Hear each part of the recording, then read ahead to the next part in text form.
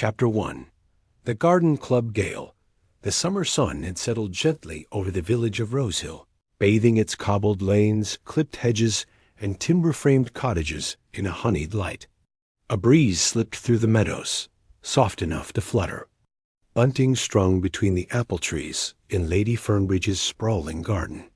It was the day of the Rosehill Garden Club Gala, an annual event of floral displays, polite rivalry, and discreet eavesdropping. The guests arrived just past 2 o'clock. Cars lined the drive like obedient hounds, and the scent of lavender, cut grass, and sponge cake filled the air. Conversations, for now, remained cheerful and untroubled. Among the crowd were the usual suspects. Mrs. Audrey Maddox, widowed, sharp-eyed, never without her binoculars. Reverend Callum Derry, who prided himself on calm sermons and controversial. Rhubarb. Judith and Harold Pembroke, hosts of the Rosehill History Hour. Imogen Hall, young, beautiful, and only recently returned to the village after 10 years in London. And of course, Lady Daphne Fernbridge herself, ever regal, with a touch of theatrics, overseeing the affair like a duchess observing court at precisely 3:17 p.m., just after the judging of the rose competition and before the scones. A scream shattered the warm harmony. It came from inside the orchid room, a sun-drenched space at the rear of Fernbridge Manor, used primarily for storage and private teas. Guests froze, teacups midway to lips. Lady Fernbridge blinked twice, then surged forward with unexpected speed for someone in her 70s. A few brave souls followed. Inside, they found Rupert Wynne, Lady Fernbridge's cousin and sometime estate manager, slumped in an armchair, head tilted at an unnatural angle. A spill of blood trickled from one ear onto the Persian rug. The French doors, which usually led to the side garden, were shut and bolted from the inside. The room had only one entrance, the door through which they'd just entered. Rupert was dead, and the door had locked itself. Outside, confusion turned quickly to panic. Some villagers returned to their tea, unwilling to be involved. Others crowded near the orchid room, desperate for details. Whispers rose. Did he fall? Surely. Not. He looked wrong. Poison? A stroke? Wasn't Rupert arguing with Lady Fernbridge last week about the land lease? Lady Fernbridge, pale but composed, called for the police. They arrived within 20 minutes, Detective Inspector Edwin Clary and Constable Mears, and began to cordon off the room. No one was allowed to leave the estate. It was D. Clary who first noticed the bolt. Solid iron, inside only, no sign of forced entry. Locked room, he muttered grimly. Bloody brilliant. A guest coughed politely behind him. He turned and found himself facing a lean, dapper man in a cream summer suit and wide-brimmed straw hat. His accent was that unmistakable blend of Southern charm and New Orleans drawl. He held a small notebook. In one hand, a pen in the other. "Forgive the intrusion," the man said softly. "But if I might just observe, I happen to find myself passing through your fine village. Quite the turn of events." Clary frowned. Name? Benoit Blanc. Clary hesitated. The detective? Blanc offered a mild smile, contempt. His hat? Yes, sir, he replied, though I find labels often constrict the mind. He stepped past the constable and peered through the doorway into the orchid room. His eyes narrowed, not in judgment, but curiosity, as though the scene were a particularly complex painting, and he was searching for the hidden brushstroke.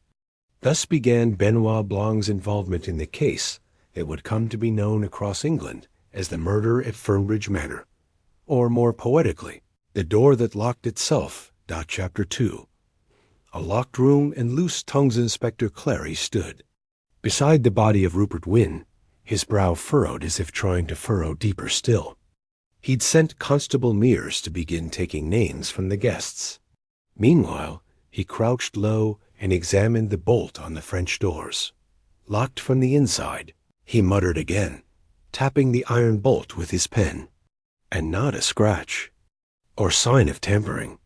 Benoit Blanc stood near the window, hands clasped behind his back, humming a few quiet bars of a mournful waltz. He was not the kind of man to interrupt another's process.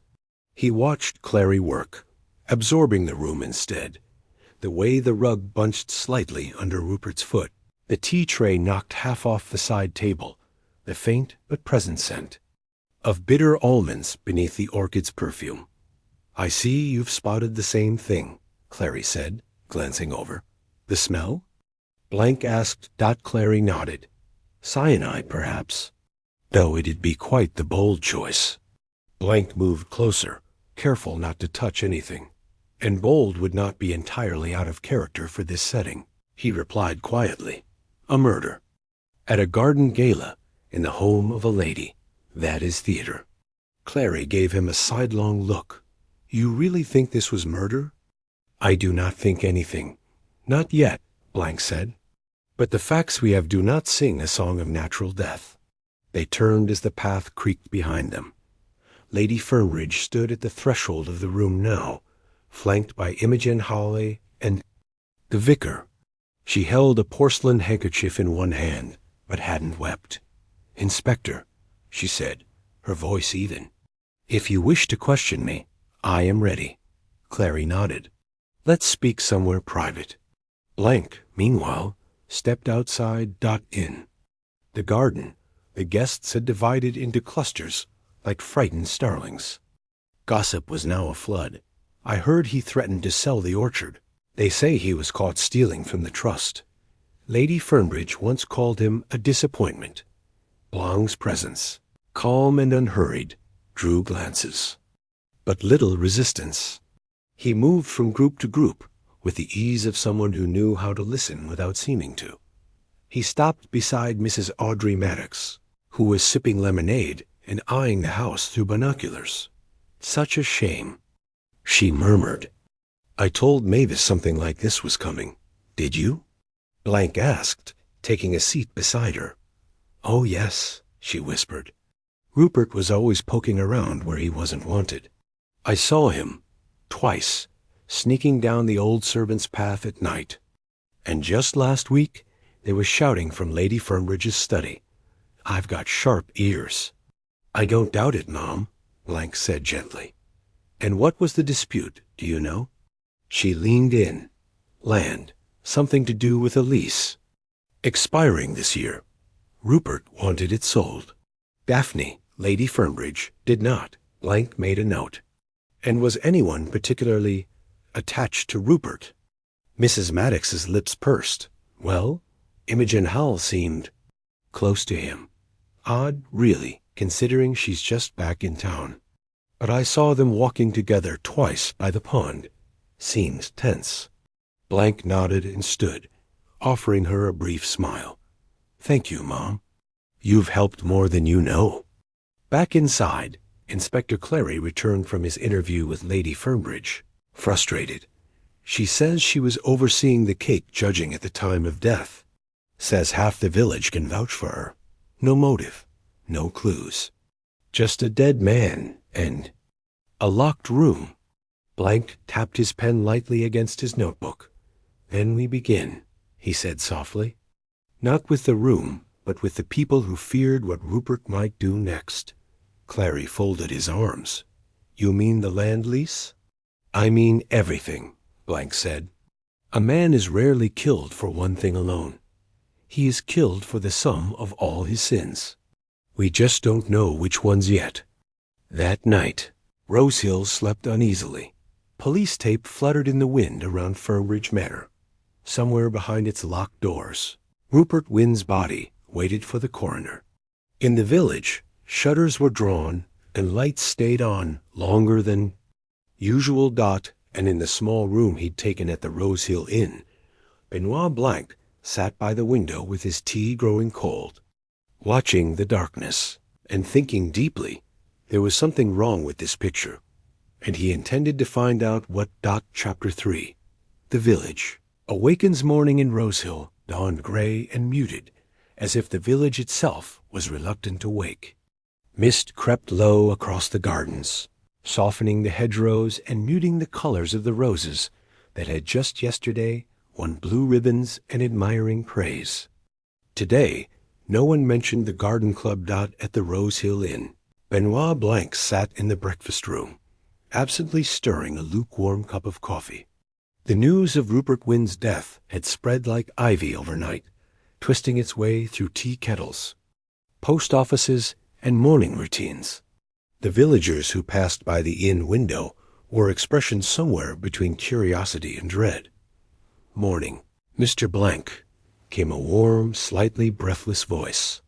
Eliza Combs, the innkeeper, had appeared with a fresh plate of toast and eggs. They say it was poison. Cyanide, wasn't it? That's what Mavis heard from her niece, who's dating the constable. Blank smiled softly.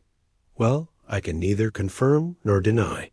But if that were true, I would be most curious how such a poison entered the bloodstream of a man in a locked room, surrounded by tea, books, and nothing more deadly than a slice of lemon tart. Eliza chuckled nervously. Well, there's always someone in Rosehill who wants someone dead. Doesn't mean they actually do it. Mostly they just whisper. Whispers, Blank murmured. They are the true weather in a place like this. Across the village, Inspector Clary was back at Firmbridge Manor, notebook in hand, voice already hoarse from questioning. Constable Mears had taken a list of all who were present at the gala, 74 names, and Clary now moved systematically through the most relevant. Benoit Blanc arrived just as he finished with the caterers. Anything? Blank asked. Clary sighed.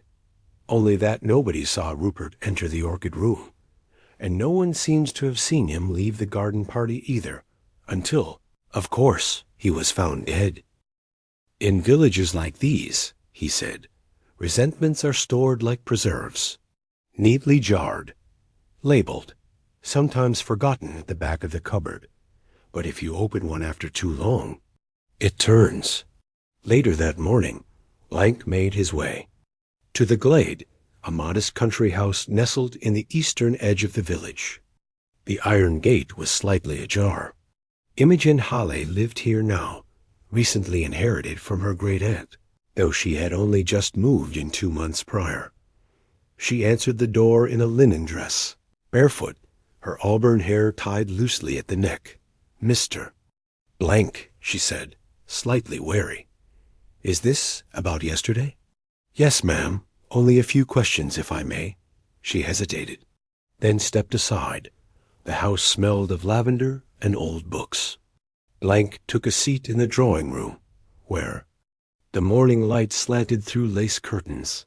You knew Rupert Wynne? He asked. I did, she said. We met when I came back to Rosehill. He'd known my family, offered to help me with the garden and finances. He was kind. But a little she hesitated. Ambitious. In what way? He spoke, often of selling parcels of land. Modernizing Rosehill, he called it. I don't think he cared much for tradition.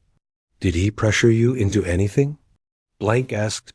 Imogen looked down at her tea. No, but he made suggestions. Hinted that if I wanted to be accepted here again, I'd need to align with the right people. I think he had enemies. Maybe more than he realized. And where were you? Blank asked gently. Between 3 and 3:30 yesterday? She looked up. With Lady Firmbridge, she said. Discussing the village theater fund. You can ask her. Blank nodded. He would. That afternoon, Blank returned to the orchid room, now empty, cold, and still sealed off by tape. A constable let him in, reluctantly. He stood for a long time at the center of the room. One bolt, one door, one dead man. He looked again. At the untouched tea tray. 2 cups, one half-drunk. One full. 2 cups. But no second guessed. He leaned closer. The full cup had lipstick on the rim, pale, powder pink, Blanc's brow furrowed. Now that, he whispered, is a very quiet scream. By evening, the clouds rolled in. Rain fell gently on the rooftops of Rosehill, and the village lamps flickered to life. Somewhere, a dog barked once and was silenced. And in a notebook filled with neat, looping script, Benoit Blanc underlined 3 names: Imogen Hall, Lady Fernbridge, Mrs. Audrey Maddox. 3 women, 3 secrets, and 1 question that would not leave his mind. Who was meant to drink that tea, and who actually did? Chapter 4. Tea leaves and alibis. The following morning brought more rain, the soft, persistent kind that darkened cobblestones and made the hedgerows glisten like polished silver. In the heart of the village, Rosehill's small police station sat behind the post office and across from the bakery. It was here that Benoit Blanc arrived, umbrella in one hand and a curious expression in the other. Inspector Clary was inside, pacing with the weariness of a man who'd had too little sleep and too many villagers demanding updates. "She's not our killer," Clary said flatly as soon as Blanc stepped in. "Imogen Hallé. I confirmed with Lady Fernbridge. They were together the entire time of the incident." Blanc nodded, but didn't seem disappointed. "You sound relieved," he said. "I am. I've got enough to handle without arresting Rosehill's prettiest scandal," Clary muttered. "Now if you've come with guesses." "No," Blanc said gently. "I have come with tea." He held up a paper envelope, forensic results from the second teacup. Clary blinked. "Already? That was fast." "Lady Fernbridge insisted the testing be expedited," Blanc replied. "She does still have a name that carries weight." Clary took the envelope, opened it, read. Traces of potassium cyanide in the full cup. Not the empty one. He looked up. "So Rupert didn't drink the poisoned tea?" "No," Blanc said, "but someone else might have. Or perhaps they were meant to." By midday, Benoit Blanc was back at Fernbridge Manor. This time, Lady Fernbridge received him in her private sitting room, a place of velvet drapes, mahogany cabinets, and a fireplace lit more for atmosphere than warmth. She was knitting when he arrived. Not a shawl or scarf, a tea cozy, oddly. "I'm told you wanted to see me," she said, motioning him to a chair. Blanc sat, his tone quiet. "Lady Fernbridge, I must ask plainly, did Rupert Wynne have any relationships in this village that might not have been appropriate?" She didn't look surprised. "Oh, Mr. Blanc, everything Rupert did was inappropriate. He meddled. He blackmailed. He smiled through it all, like it was a clever game. He thought I was old and sentimental. I've outlived 4 governments and 2 husbands. What did he think I would fear? Did he threaten you?" "Not directly.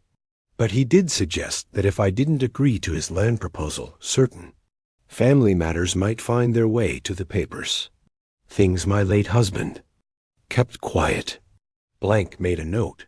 "You didn't seem shocked yesterday when he was found dead." "I wasn't," she replied plainly. "Only irritated that it happened on my rose lawn. Did you poison the tea?" She looked at him steadily. Her knitting didn't pause. "If I had," she said, "I'd have made sure he drank the right cup." That afternoon, Blanc walked the path behind the manor, the one Mrs. Maddox had mentioned Rupert sneaking down at night. It was overgrown, but visible, a former servant's trail, leading to the back edge of the property. Near the gate, he found an old gardener's shed.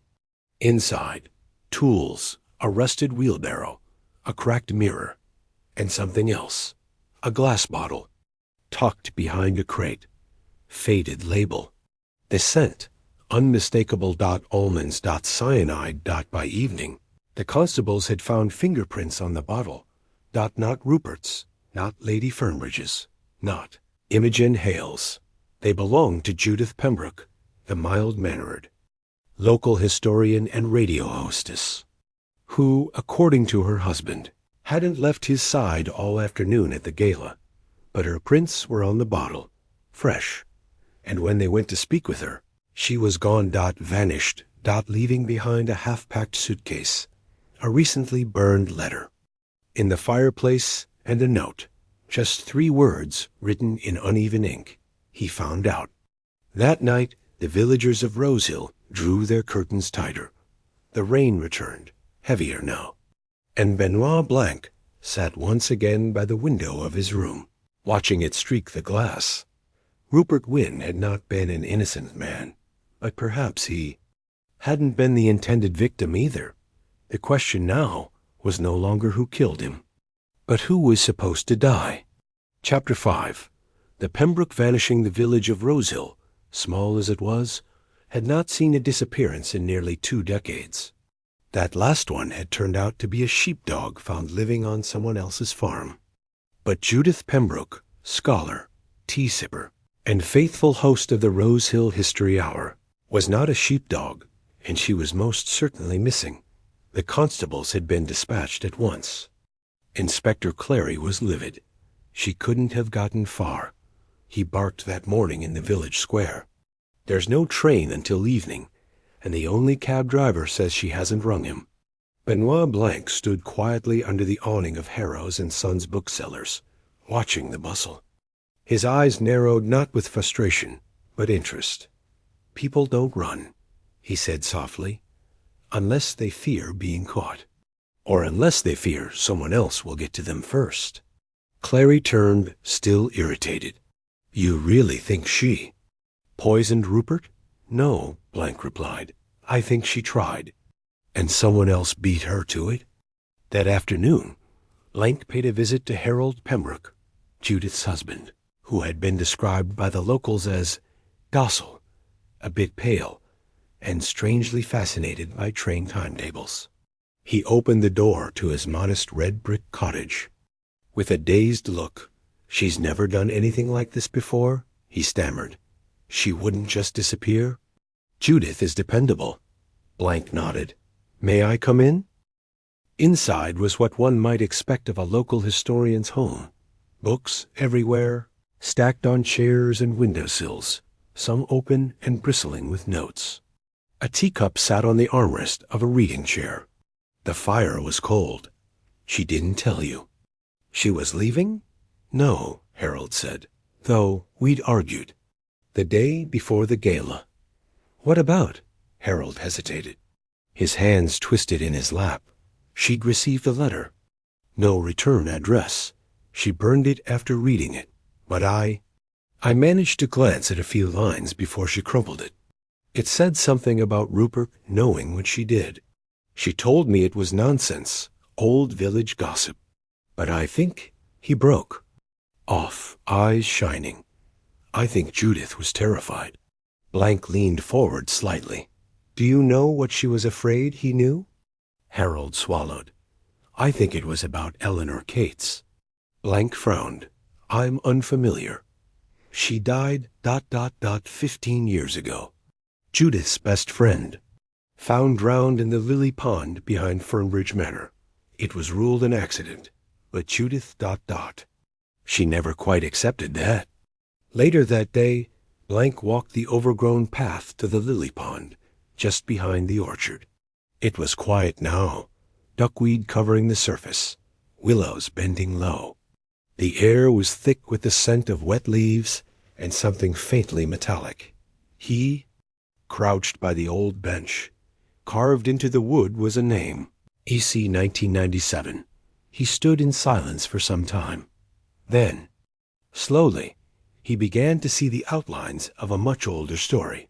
That evening, at the Rosehill Inn, Blanc took tea alone while rain tapped against the windows.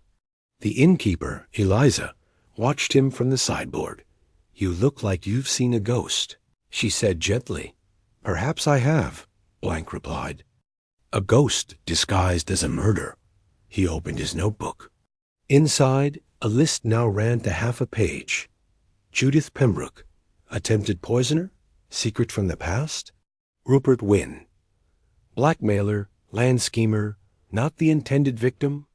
Eleanor Cates, dead 15 years, possibly not by accident the second teacup. Lipstick, untouched, poisoned the door. Locked, ... But not unpickably, tapped his pen twice. The crime is not the beginning, he murmured, almost to himself. The crime is the consequence. At 11:14 p.m., just as he was preparing for bed, there came a knock at the inn's front door. Blanc answered it himself. Standing there in the rain, soaked to the skin, shivering and silent, was Judith Pembroke. She looked up at him with hollow eyes. "I need to tell you everything," she whispered. And then she collapsed. Chapter 6. The confession that wasn't Judith Pembroke was not a woman accustomed to drama. She wore cardigans in neutral shades, corrected grammar without malice, and once fainted during a thunderstorm after a lightning strike hit a nearby barn. So when she collapsed on the inn's doorstep, dripping rain and dread, Benoit Blanc knew she had come to the very end of her strength. He carried her inside himself, a surprisingly gentle feat for a man of his age and wiry frame, and laid her on the settee in the inn's front lounge. Eliza Combs, ever the capable innkeeper, had blankets and tea ready in minutes. Judith didn't speak for a while. She sat with the blanket wrapped around her knees, staring into the fireplace like it was answering a question no one else could hear. Finally, she whispered, "I didn't kill him. I wanted to, but I didn't." Blanc nodded, calm. "I believe you, Mrs. Pembroke, but I must ask, what was in the letter Rupert sent you?" Judith flinched. "He said he knew about Eleanor. That I'd lied in my statement back then.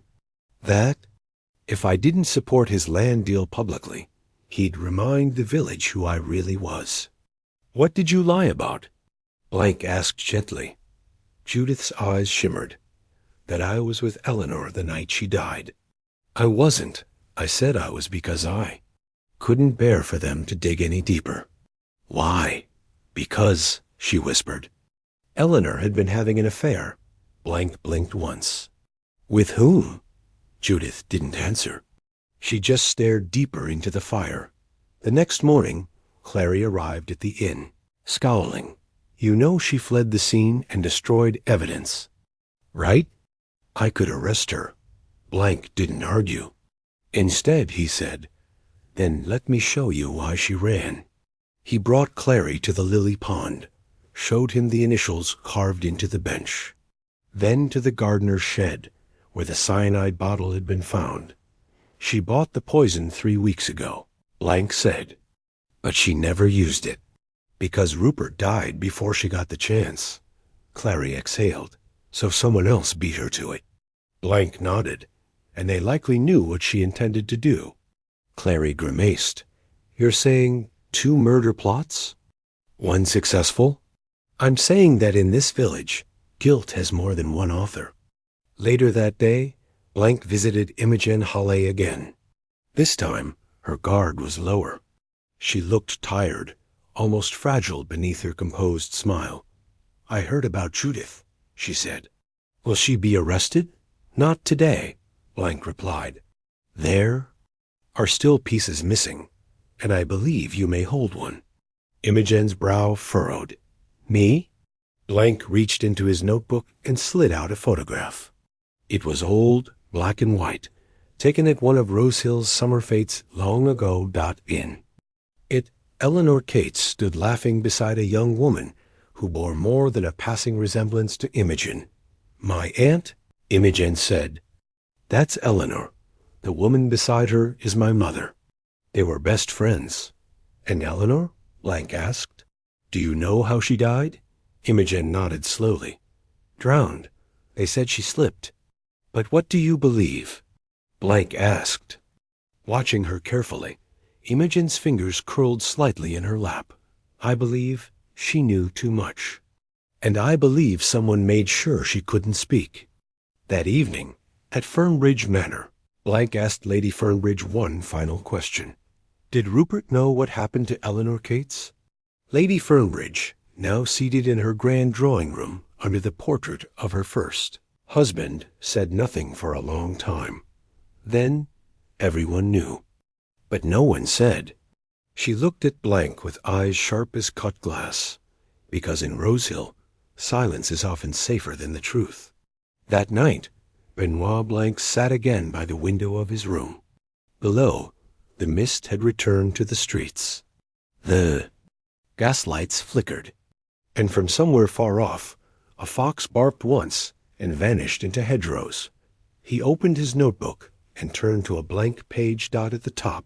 He wrote, Eleanor Cates, the first victim.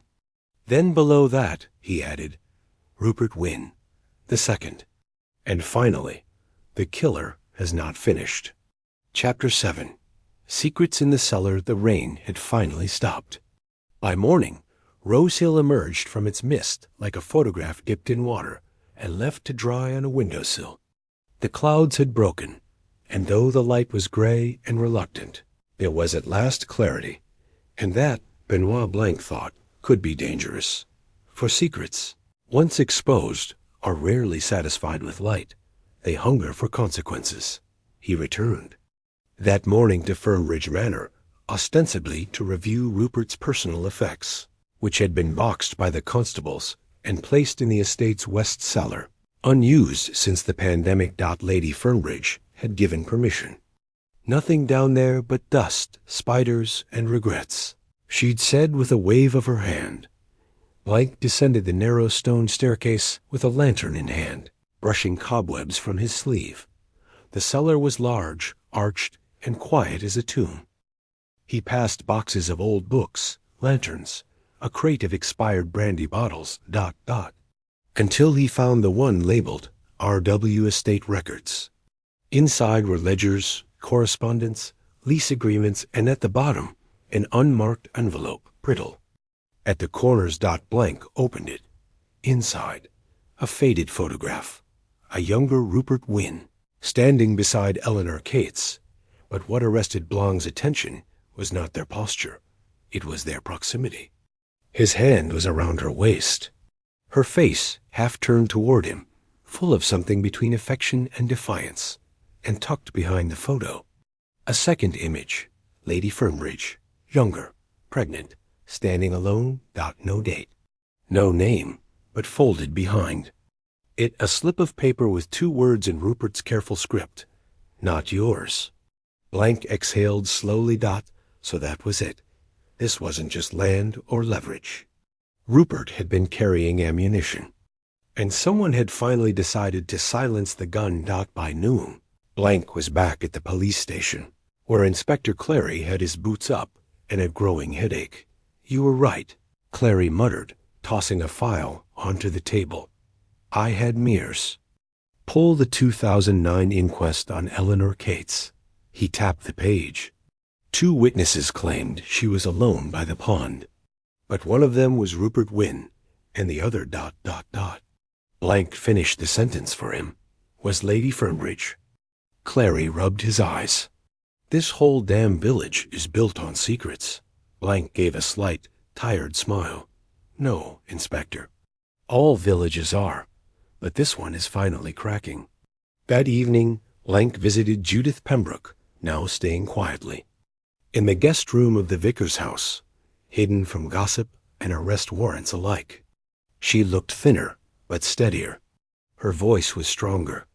I've remembered something, she said, something I buried. She handed Blanc a small object wrapped in cloth, an earring, silver, shaped like a lily. It was Eleanor's. She whispered, I found it after she died, not by the pond, in the Fernbridge drawing room, under the settee. Blanc unwrapped the cloth and held the earring in the light. A lily, he murmured, a flower of sorrow and remembrance. Judith blinked. I didn't understand what it meant then, she said, but now, I think she was killed inside the manor and moved. Blanc nodded slowly, and I think Rupert knew, because he helped move the body. That night, while the rest of Rosehill slept beneath the hush of dew and shame, Benoit Blanc took out his notebook and revised his list. The motives had changed. This was no longer about land. or blackmail, or even revenge. It was about a lie, buried for over a decade, that Rupert Wynne had been ready to dig up. Someone had silenced him, not for what he had done, but for what he threatened to reveal. And the deeper Blanc looked, the more he saw that Eleanor Cates's death was not the end of that lie. It was only the beginning. Chapter 8. The child who wasn't there. On the following morning, Benoit Blanc paid a second, unannounced visit to Lady Fernbridge. She received him not in the drawing-room this time, but in her private greenhouse, a jewel-toned annex of glass and climbing vines. She was pruning orchids, white ones, delicate and severe. "Mr. Blanc," she said without turning, "I imagine you've come with something unpleasant." "Not unpleasant," Blanc replied, "but unresolved." He held out the photograph, the one from the cellar, the one of her, younger, round-bellied, and alone. She took it with gloved hands. Her expression didn't shift, but she did stop pruning. "Do you know who took this?" Blanc asked. "I do," she said. "And if you know what you're doing, Mr. Blanc, you'll let it return to the dust where it belonged." Blanc stepped closer. Was Rupert Wynne the father? Lady Fernbridge looked up sharply. Her eyes, usually mild and glacial, were suddenly alive with something between pain and rage. "No," she said, but he wanted everyone to believe he was. Silence hung between them. The orchids seemed to listen.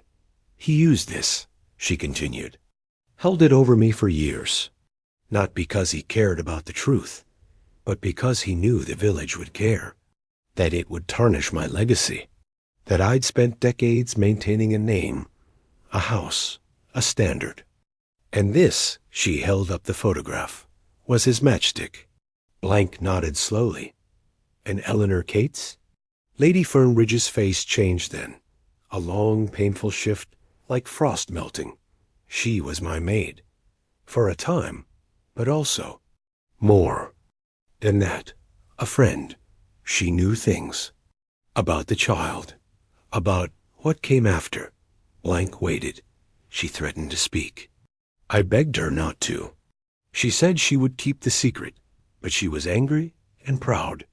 And then, one evening, just after a dinner party, she was gone. Drowned, they said." "Did you kill her?" Blanc asked softly. Lady Fernbridge looked at him. "I didn't," she said, "but I lied to protect someone who might have." That afternoon, Blanc returned to the orchid room, retracing his steps from that fateful day. Something had been bothering him, a detail he'd noted but not understood. He stood again near the tea tray, one cup full, one half drunk. 2 people. He examined the tray carefully. There was a folded linen napkin, Rupert's with his initials. The other unmarked. A second spoon unused. But no lipstick stain on either now. The trace had faded. Only he had seen it that first day. And yet, he walked to the fireplace grate. Looked behind it. There, caught beneath the iron lip, was a shard of porcelain, no bigger than a thumb. A third cup, Blanc's brow furrowed. "Someone cleaned the scene," he murmured. "And not the police." By dusk, the pattern had begun to emerge. Blanc returned to his room at the Rose Hill Inn and pulled out a sheet of fresh paper. He wrote 3 headings: the baby, the tea, the truth. Under the baby, he wrote, "A secret pregnancy, concealed. Eleanor knew, possibly helped. Rupert found out.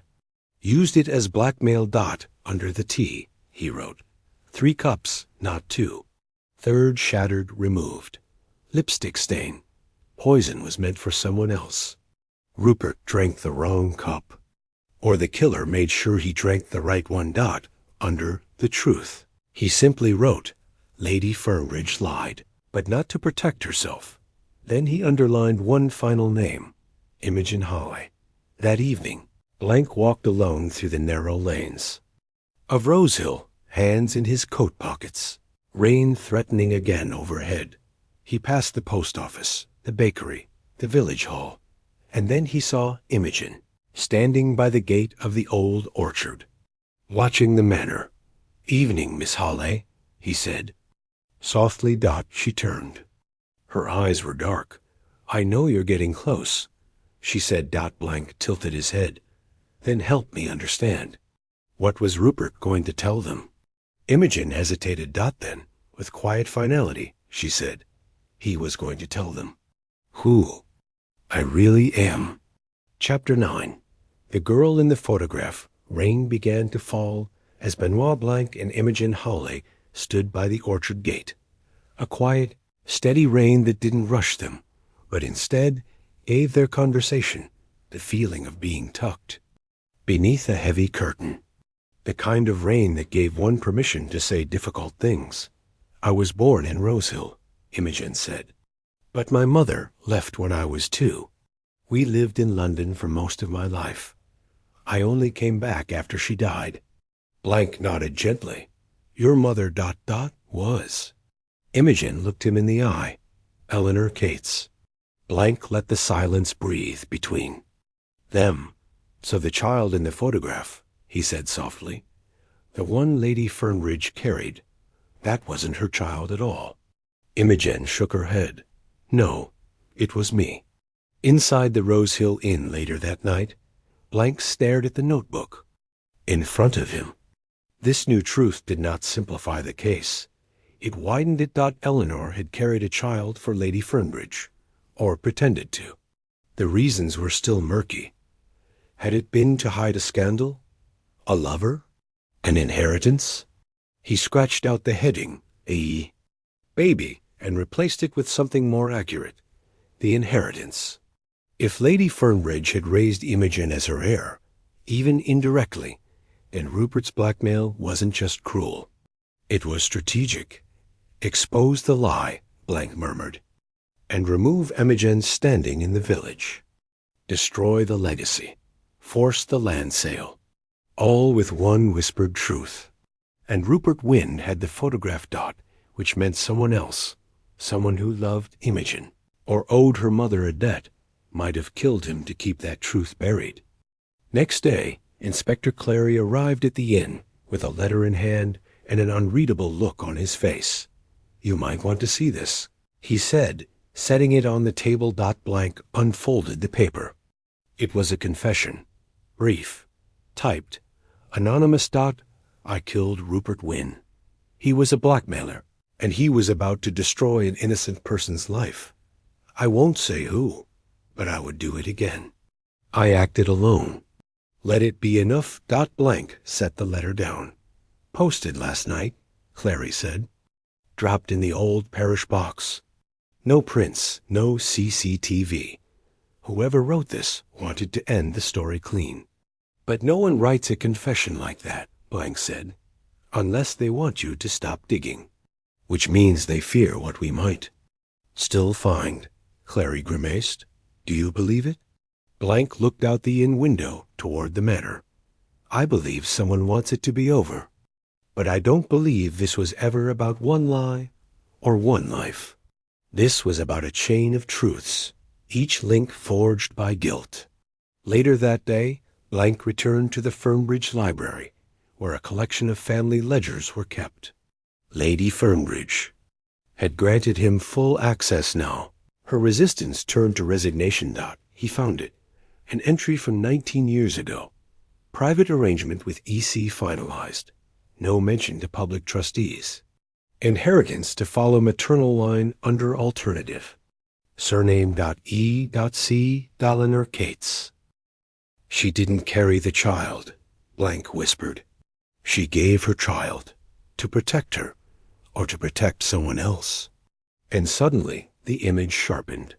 If Eleanor had been paid or coerced into giving Imogen to Lady Fernbridge, and Rupert had discovered it years later. He could shatter everything, not just reputations, legal rights, inheritance, ownership of Fernbridge Manor.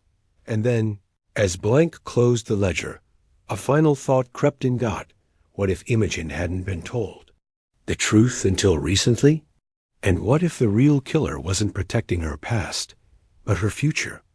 That night, Benoit Blanc sat once again beneath the low light of his room. The sounds of Rosehill hushed, and far away in his notebook. He circled a name. Not Rupert, not Eleanor, not Imogen, but a new possibility. Someone who had access. Someone whose presence never drew suspicion. Someone who served tea, cleared cups, protected the girl she'd helped raise from a distance. He wrote, Eliza Combs, would you like to continue with Chapter 10?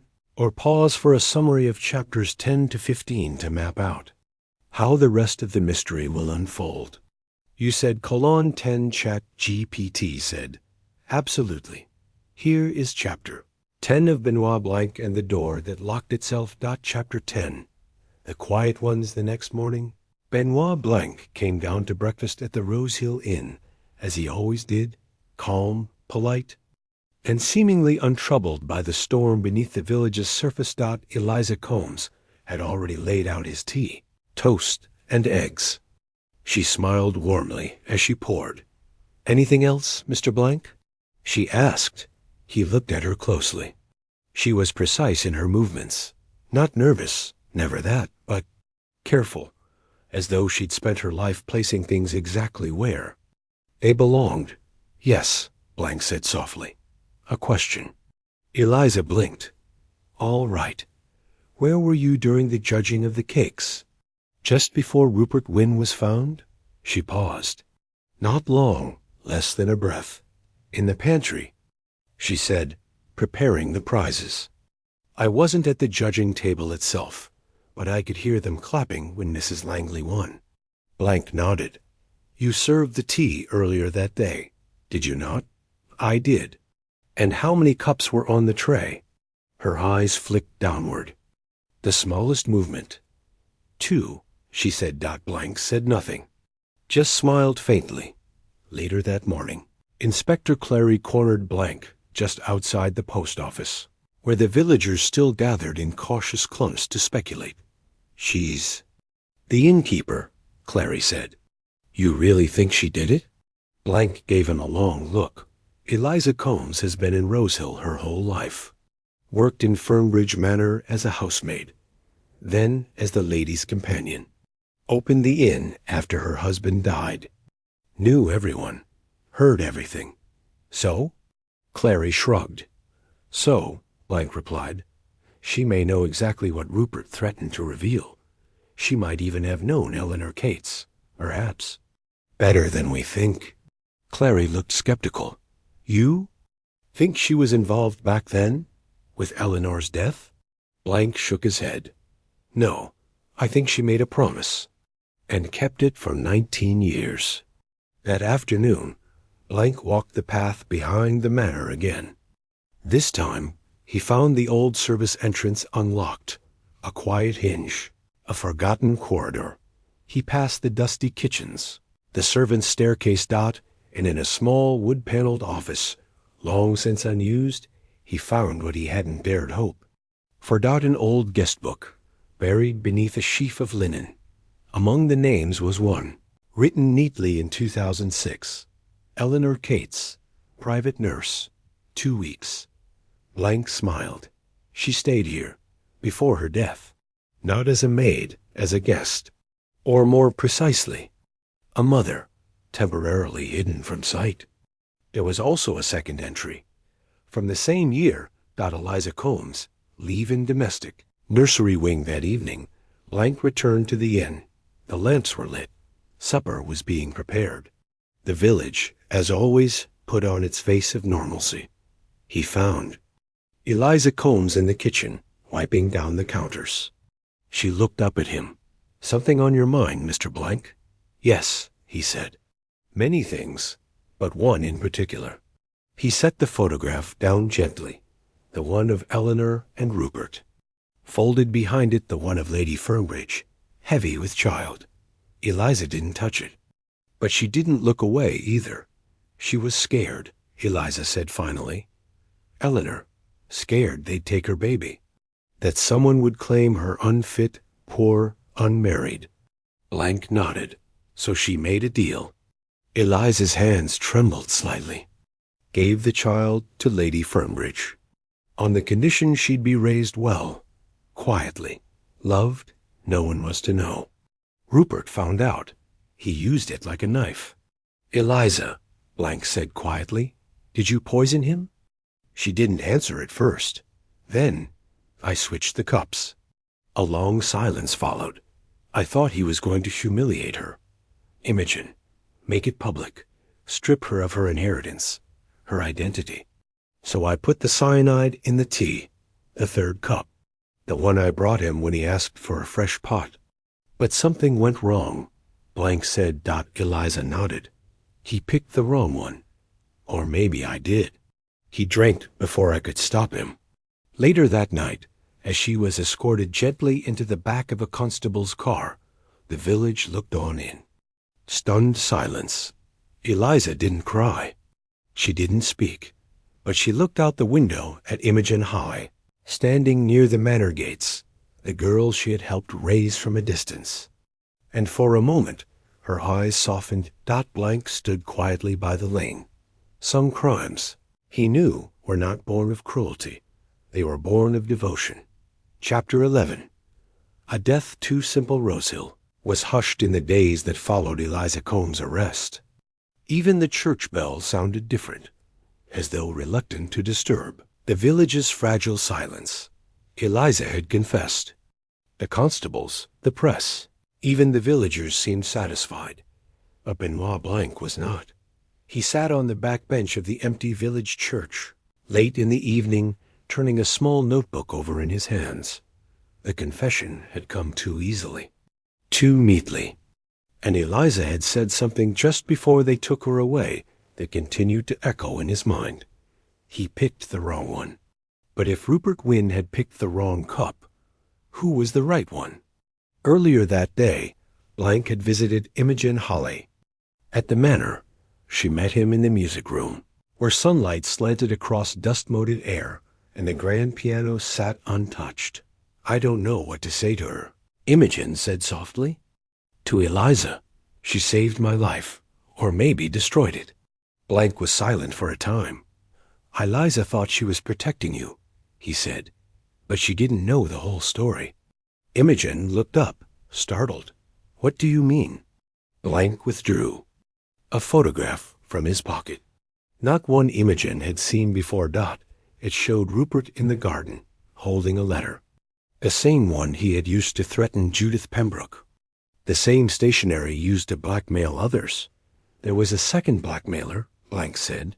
Someone using Rupert's knowledge. Someone hiding in his shadow. Imogen's eyes widened. "You think he wasn't working alone?" "I think," Blanc said gently, "someone let him believe he was in control. But when it became clear Rupert might go too far, say too much to too many, they decided it was time to remove him." He paused. "Eliza thought she was the killer, but I don't think she was." That afternoon, Blanc returned to Fernbridge Manor, this time to speak with the housekeeper, Mrs. Maddox, a woman who always seemed to appear just before things went wrong. She was in the linen room when he arrived, folding towels with precise efficiency. "I just have one question," Blanc said, "and it concerns the third teacup." She froze only slightly. But it was enough. There were 3 cups. "On that tray," he continued, "not 2. Eliza prepared them, yes, but she was called away. You delivered the tea, didn't you?" Mrs. Maddox turned slowly. "I did," she said. Rupert was impatient. "And when you returned later," Blanc said, "you found the broken cup, the one meant for someone else." He stepped closer. "You cleaned it up, removed it, because you didn't want anyone asking why Rupert had taken the wrong tea." Maddox's face hardened. "You have no idea what he was about to do." "I have a very clear idea," Blanc said. He was going to expose Imogen's parentage.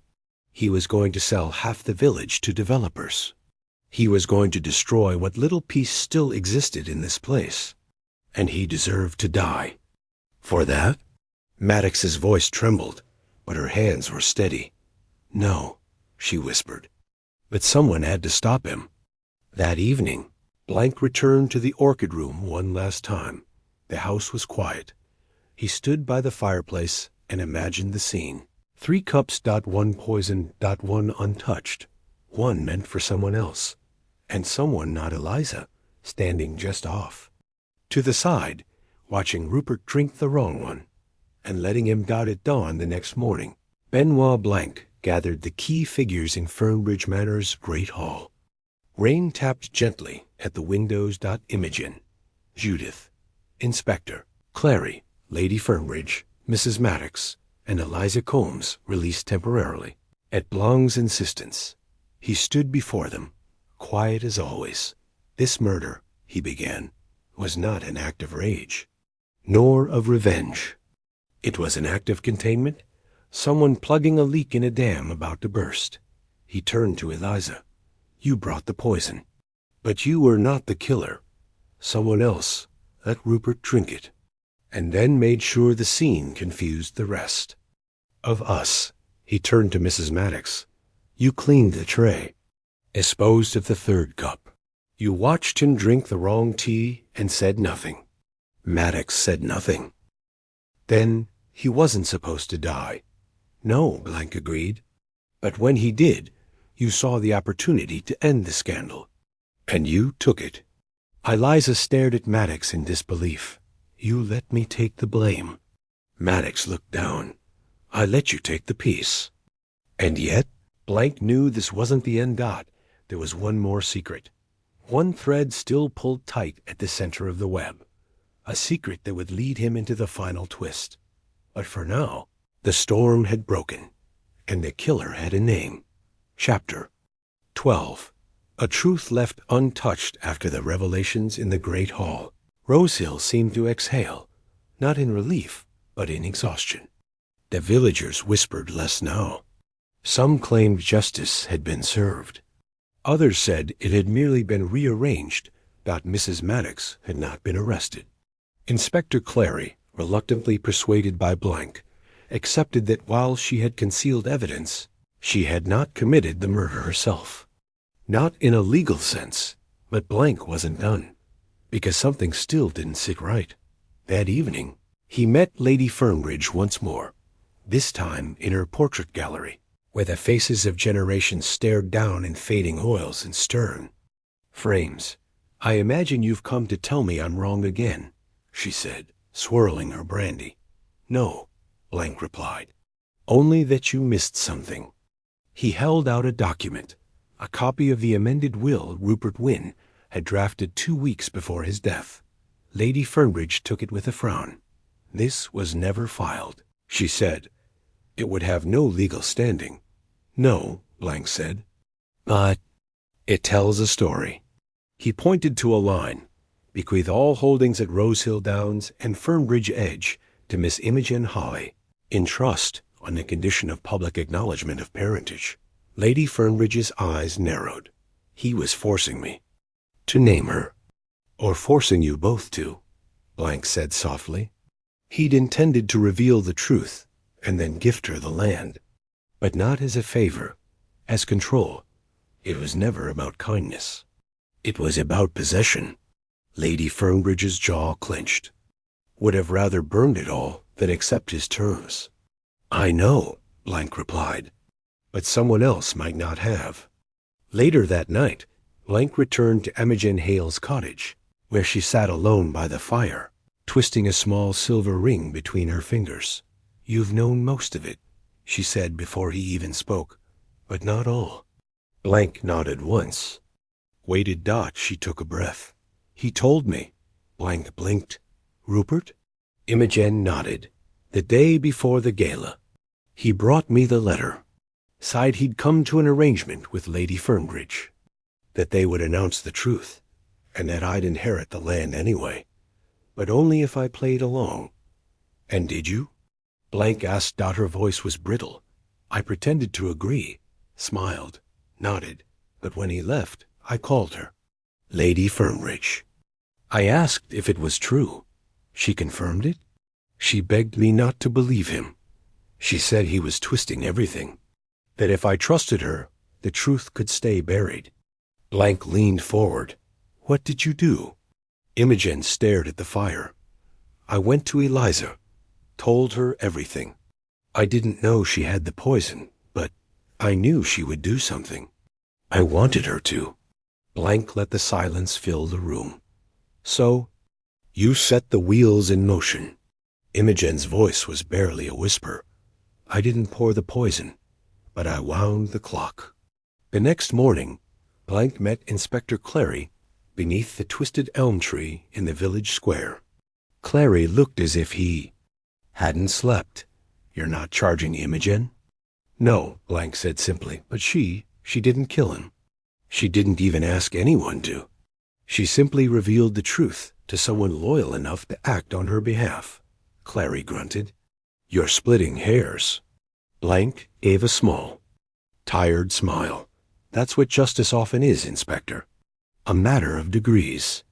In his notebook that night, Blanc drew the final diagram. A web, with Eleanor Cates at the center. Each thread spun out to someone else. Imogen, Eliza, Lady Fernbridge. Judith, Maddox, Rupert. Every one of them had loved or lied or betrayed to protect something. But at the outer ring of the web was Benoit Blanc, observing it all, calm, still. And at last, understanding, some doors lock from the inside, not to keep danger out, but to keep secrets in. Chapter 13. The Second Silence. 3. Days had passed since the confrontation in the Great Hall. Benoit Blanc stayed on in Rosehill, not because the villagers wanted him to. They were, in fact, growing politely uncomfortable with his continued presence, but because something remained unfinished. The air had shifted, not in relief, but in anticipation. Blanc, now a familiar figure on the village lanes, moved with quiet intent. He wasn't hunting. He was waiting. On the morning of the fourth day, Judith Pembroke failed to arrive for her usual History Hour broadcast on the local parish station. That had never happened. She had not missed a single session in 9 years. Not for illness, funerals, or once even during a minor heart attack, which she'd called a faint inconvenience. The vicar knocked. No answer. The back door of her cottage was ajar. The kettle had boiled dry. By noon, Inspector Clary stood beside Blanc on Judith's front lawn, red-faced and sweating. I told you this was over, he muttered. We had a confession. We had a motive. Blanc didn't reply. He stood beneath the awning and stared at the front garden, untouched, except for a fresh set of footprints in the damp soil.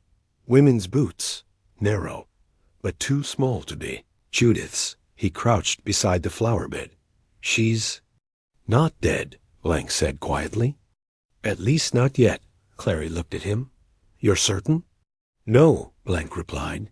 But someone has gone to great lengths to make it look like she left voluntarily. That afternoon, Blanc visited Lady Fernbridge again. I need to know, he said, why Judith lied in Eleanor's inquest. Lady Fernbridge's eyes flared. You're still chasing ghosts. Ghosts don't kidnap living women, Blanc said. Someone took her. And I believe the reason lies not in Rupert's blackmail, but in something older. She didn't speak, but her gaze was fixed, blank, distant. Then finally, she said, Judith was there that night. Blanc waited. She arrived at the manor after Eleanor had already fallen. She saw the body being carried. She assumed ... that I had done it. And you let her believe that? She loved me, Lady Fernbridge whispered. She would have taken the blame herself if I'd asked. That evening, Imogen Hall arrived at Blanc's room at the inn, pale, shaking. She's gone, she said. Judith, but she left something in the history archives. It was a recording, a reel-to-reel tape marked only, EC, original. Notes, 2006. Double quotes. Blanc played it. It was Judith's voice, younger, nervous.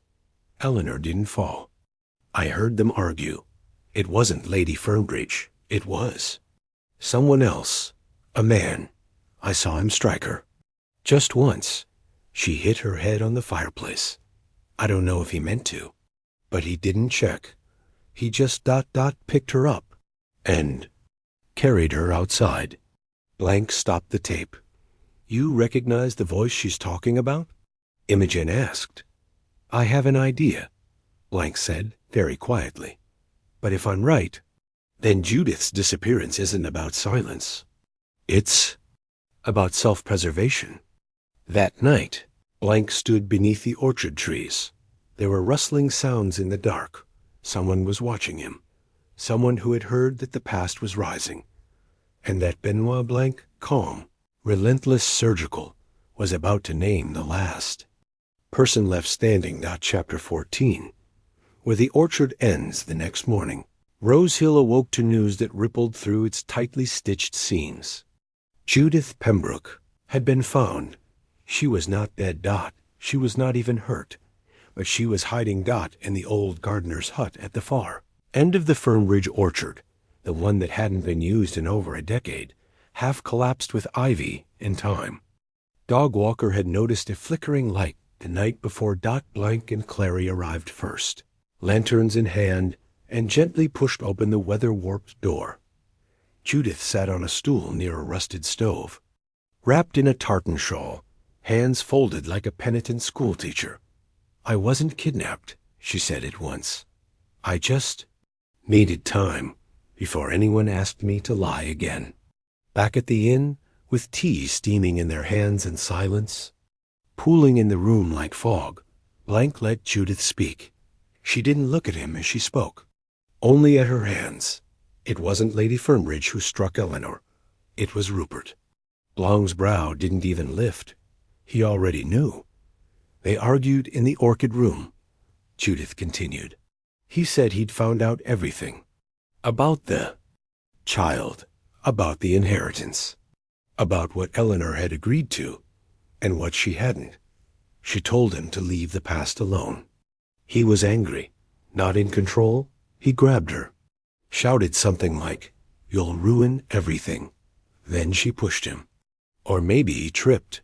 It was fast. His hand struck her temple against the edge of the hearth. A pause. A breath. Was gone almost immediately. And you saw this? Blanc asked. Judith nodded. I came through the side corridor. I was supposed to bring Eleanor her coat. She was meant to leave quietly that night. I saw the whole thing through the mirror at the end of the hallway. I froze. Then he carried her out, through the garden, put her by the pond, made it look like a drowning. Inspector Clary sat stiffly when Blanc relayed the account. We'll never get him for it now, Clary said bitterly. The bastard's dead? But Blanc shook his head. That's not what this is about anymore. This is about the truth. About Eleanor. About Imogen. About every lie that's held this village together for 19 years. He paused. The crime began with Rupert. But the conspiracy belonged to everyone who chose silence. That afternoon, Lady Fernbridge summoned Blanc. She was sitting beneath the grand portrait of her first husband, eyes unreadable, face pale. I heard Judith has spoken, she said, and that the village will now eat itself alive on the scraps. Blanc didn't smile. I think it will breathe easier. She set a small box on the table, opened it. Inside, the original birth certificate, issued in London. 19 years. Ago. Name of child. Imogen Cates Fernbridge. I kept it, Lady Fernbridge said quietly, as a promise and a punishment. Blanc closed the lid gently. May I ask, who was the father? Her lips pressed together. No one worth naming. No one who stayed. That evening, Blanc stood again outside Imogen's cottage. He told her everything. About Judith's memory. About Rupert's crime.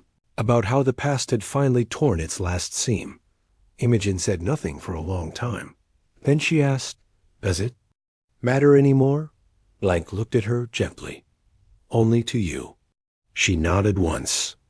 Not in agreement, but in recognition, then I suppose it matters a great deal. In his notebook that night, Blanc wrote, Eleanor Cates did not drown. She was buried in silence. The truth has risen too late for justice, but just in time for forgiveness. He closed the book. And outside, in the orchard, the wind turned. Chapter 15.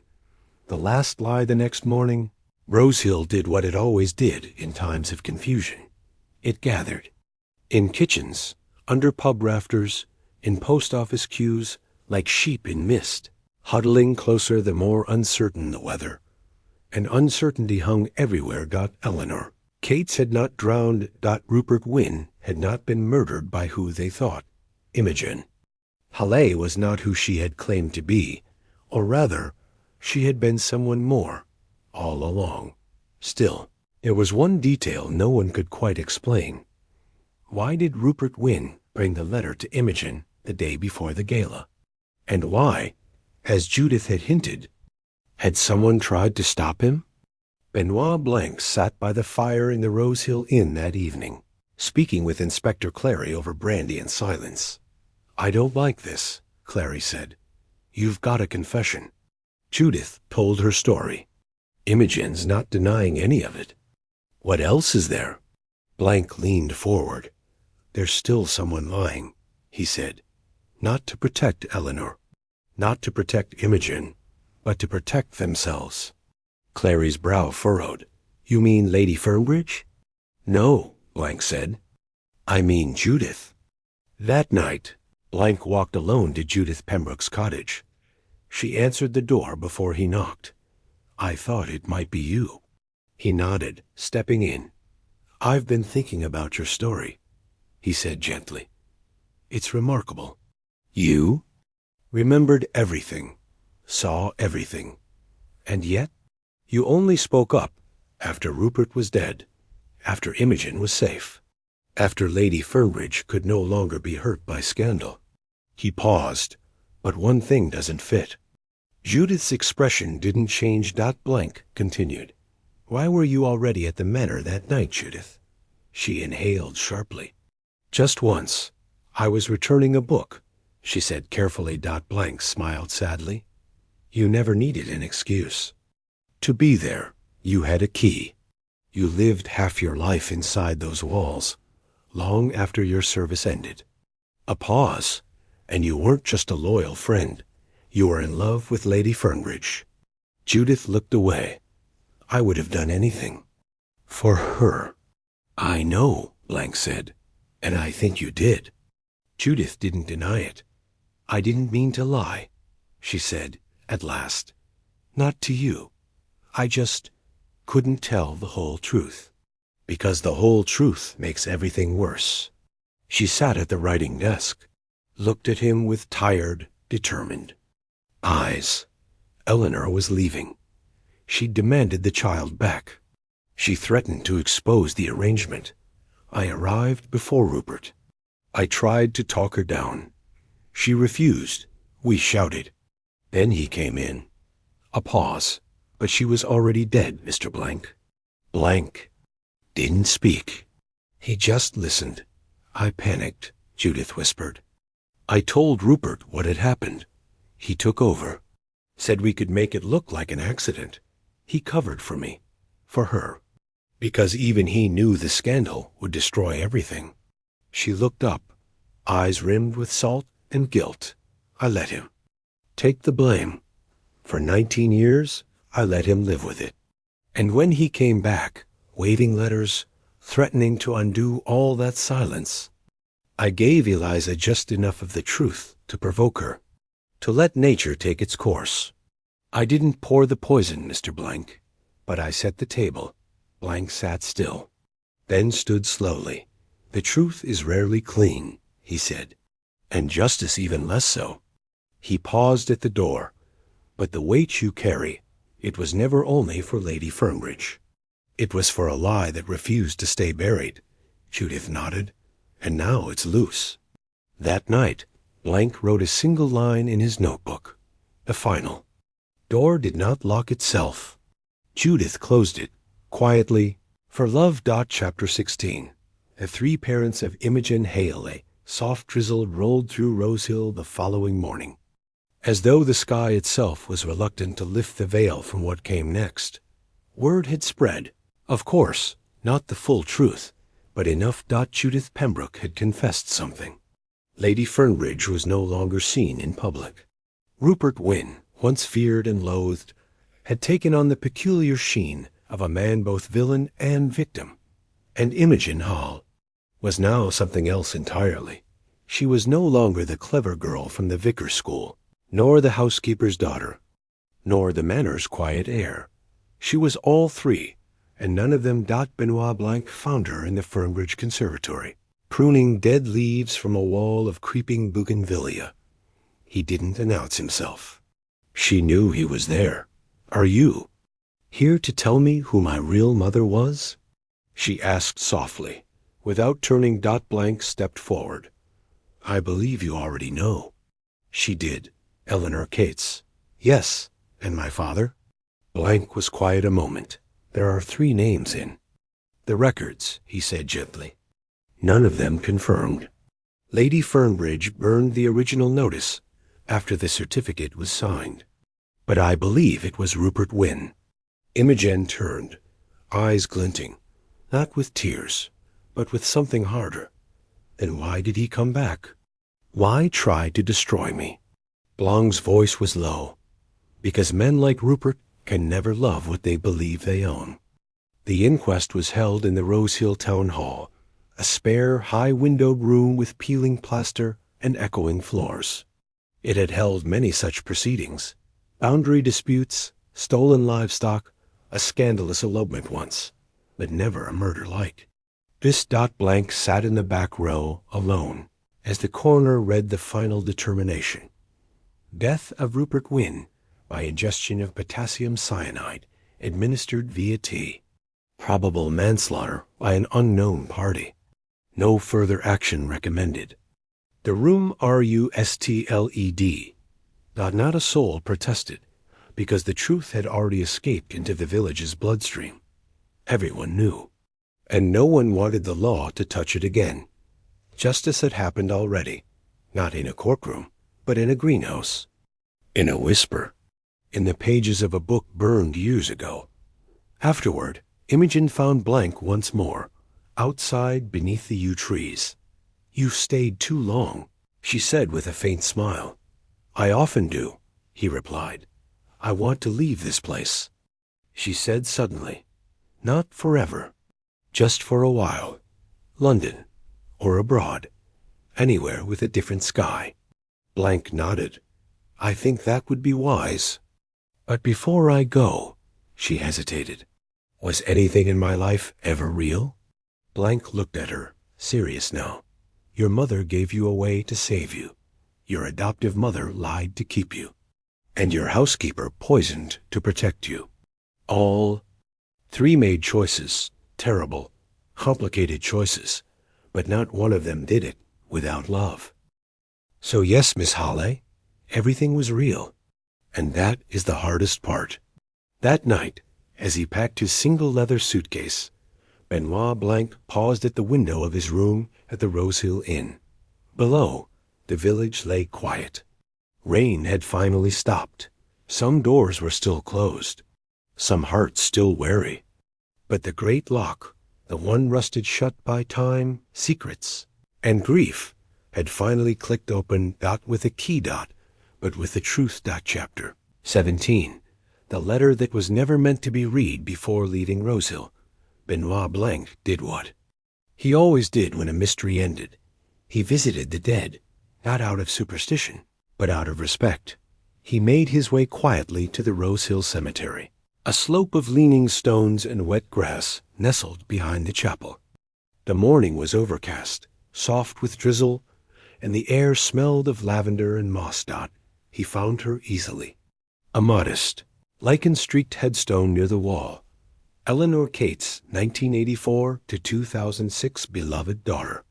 Too soon. No mention of motherhood, no surname, to tie her to Fernbridge or Imogen or anything beyond a quiet, Working class life. Blank stood silently for several minutes. Then he turned and saw the vicar approach. "Mr. Blank," the man said, slightly breathless, "I'm sorry to intrude, but something's arrived. I believe it's for you."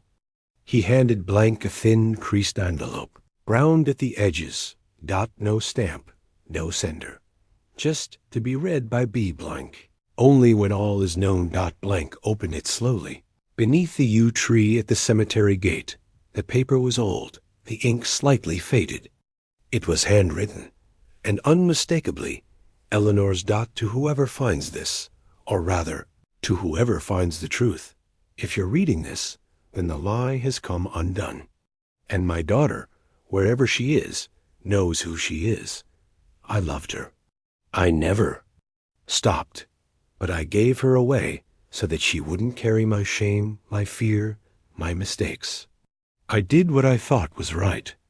I ask no forgiveness, but there is something they never knew, something I never told anyone. Rupert Wynne wasn't her father. Her father was a man named Arthur Howell, a teacher, gentle, brilliant. We loved in secret. When I told him I was pregnant, he vanished. I never knew why. Until the day Rupert came to my flat with a letter. It said Arthur had been paid to leave, bought out of her life. I never saw him again. That's the real reason I wanted her back. Not because I doubted Fernbridge, but because the lies had grown larger than she deserved to carry. If you find her, tell her she came from love, real love, and that she was never a mistake. Eleanor. Blank sat still. The letter folded in his lap. Arthur Hall. A name no one had spoken. A truth no one had guessed. The only man not tangled in the blackmail. The politics. The silence, because he'd been removed long before any of it began. Imogen had never truly belonged to the manor, or the scandal, or even the village. She had been born of something pure, and torn away by everything else. That evening, Blank found her by the train station, suitcase in hand. She smiled when she saw him. "I thought you'd already gone." "I had one last delivery," he said, handing her the letter. She read it slowly, lips pressed tight. When she finished, her eyes stayed fixed on the platform. "Arthur Hall," she said. "That's who I was named for. She never told me." "You were loved," Blank said gently, "from the start, despite everything." Imogen folded the letter carefully, tucked it into her coat, and looked at him. "You're very good at finding the truth, Mr. Blank." He tipped his hat. Only when people leave it lying around in old letters. The train pulled in with a low, ancient groan. Imogen stepped aboard. She didn't wave. She simply nodded once, with gratitude and grief all bound together. The doors shut. And she was gone. Chapter 18. A name in the ledger. Benoit Blanc did not often return to the scenes of his inquiries. Once the truth was uncovered and the living and the dead were spoken for, he usually departed, quiet, courteous, and unburdened. But Rosehill lingered in him like old perfume, subtle, persistent, impossible to shake.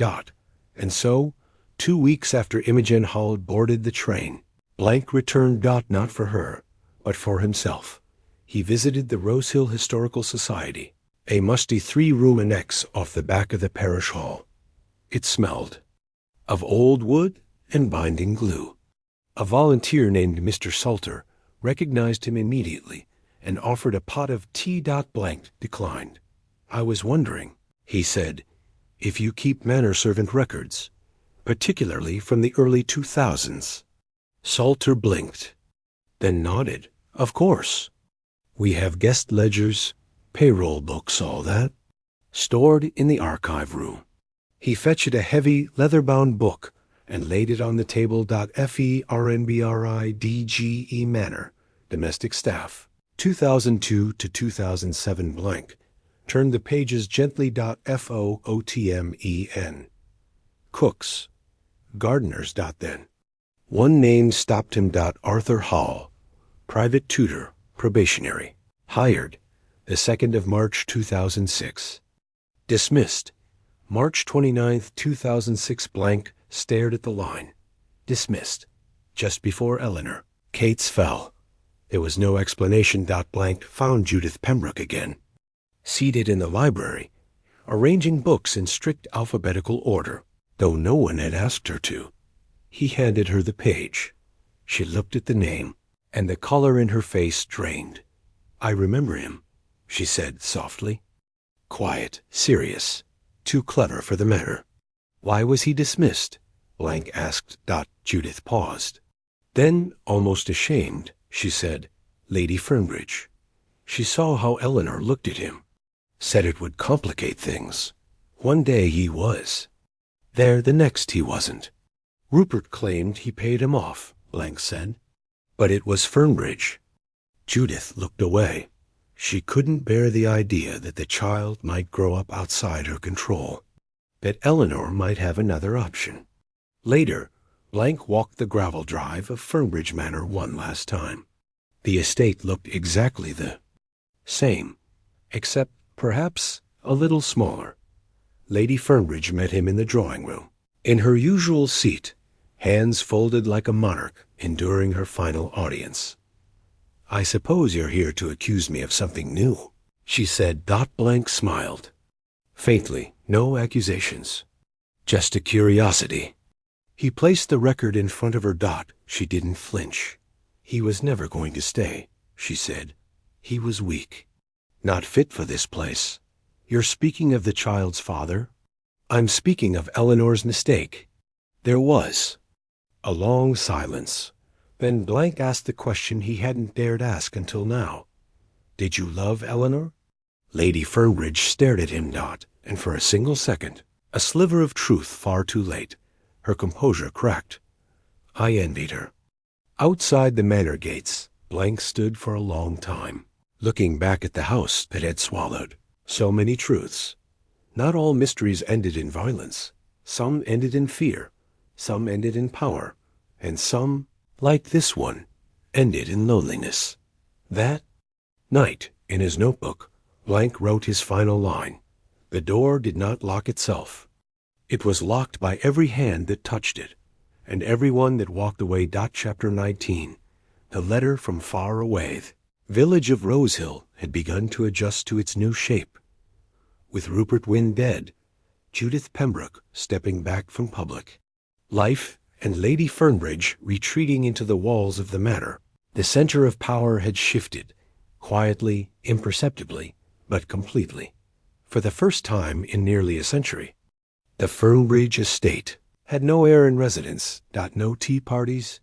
No charity galas. No loud voices echoing across the lawn. Just empty windows and a growing sense of pause. And then came the letter. It arrived at the Rosehill post office with no return.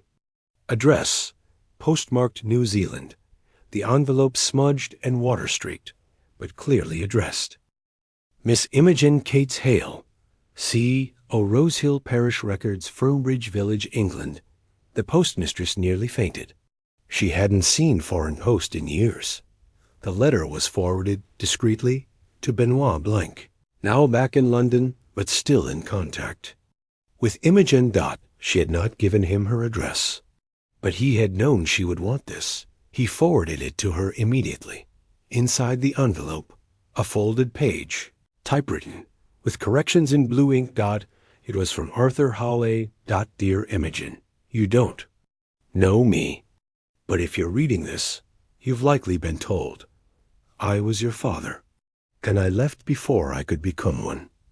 I'm writing because years ago, someone sent me a photograph of you as a child, playing beneath a tree I recognized. Eleanor must have sent it before she died. I never heard from her again.